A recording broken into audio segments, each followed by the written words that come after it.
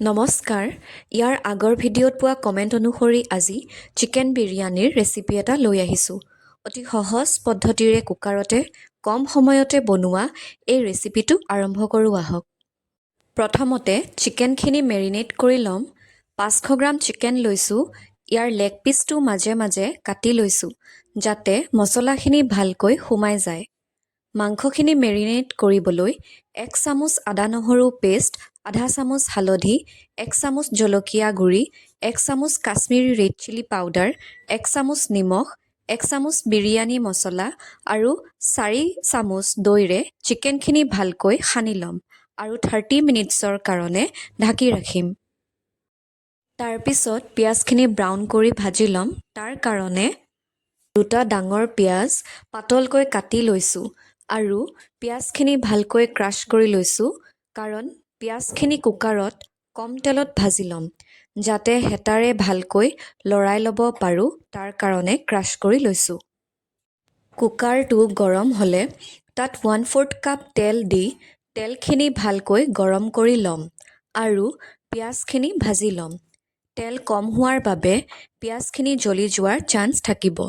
তাৰ কাৰণে প্ৰথম অৱস্থাত গেছৰ ফ্লেমটো হাই ফ্লেমত ৰাখিম আৰু মাজে মাজে হেতাৰে পিঁয়াজখিনি লৰাই থাকিম। যেতিয়া ইয়াৰ ৰংটো ব্ৰাউন হ'বলৈ আৰম্ভ কৰে তেতিয়া গেছৰ ফ্লেম ল' কৰি ল'ম আৰু সম্পূৰ্ণ কালাৰ চেঞ্জ হোৱাৰ পিছত পিঁয়াজখিনি উলিয়াই ল'ম। পিঁয়াজ ভজা হ'লে বিৰিয়ানীৰ চাউলখিনি ৰেডি কৰি ল'ম।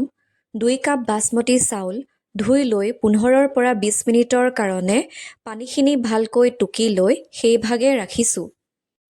চাউলখিনি আগতীয়াকৈ তিয়াই থোৱা নাই কাৰণ তিয়াই থ'লে কুকাৰত দিয়াৰ পাছত চাউলখিনি বেছি সিজি যাব পাৰে। পিঁয়াজ ভজা একে তেলতে ভিডিঅ'ত দেখুওৱাৰ দৰে গোটা মছলাখিনি দি মাংসখিনি 5 মিনিটৰ কাৰণে ভালদৰে ভাজি ল'ম। মাংসখিনি বেছি দেৰি সিজাবলৈ নালাগে। যিহেতু কুকাৰতে সিজাই ল'ম, কেৱল ওপৰৰ অংশখিনি ভালদৰে ভাজি ল'লেই হ'ব। গেছৰ ফ্লেমটো মিডিয়ামতে ৰাখিছোঁ। চিকেনখিনি মেৰিনেট কৰোঁতে প্ৰায়ভাগ মছলা দিয়া আছিলে, সেয়েহে এতিয়া কেৱল 1 চামুচ জিৰা গুড়ি আৰু আধা চামুচ ধনিয়া গুড়ি দি ভালকৈ লৰাই ল'ম আৰু 5 মিনিটমানৰ কাৰণে ঢাকন দি ৰাখিম।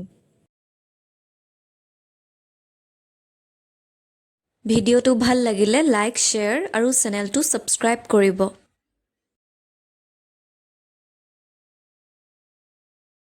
5 মিনিটৰ পাছত ঢাকনখন আঁতৰাই চিকেনখিনিৰ ওপৰত পদিনা আৰু ধনিয়া পাত, কেইটামান জলকীয়া আৰু ভজা পিঁয়াজৰ এটা লেয়াৰ দি ল'লোঁ।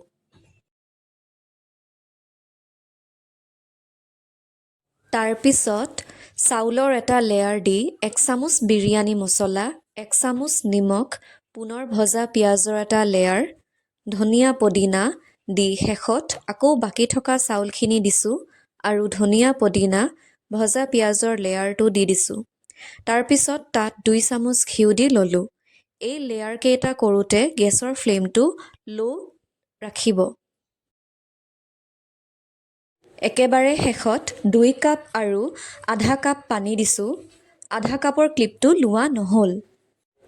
পানীৰ পৰিমাণ কম কৰা হৈছে কাৰণ তলত মাংসৰ গ্ৰেভি আছে আৰু চাউলখিনি আগতে যিহেতু ধুই লোৱা হৈছে তাৰ কাৰণে পানী বেছি পৰিমাণে ব্যৱহাৰ কৰা নাই।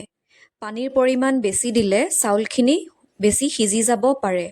গতিকে আপোনালোকে চাউলৰ পৰিমাণ অনুসৰি পানীৰ জোখ ভালদৰে চাই ল'ব।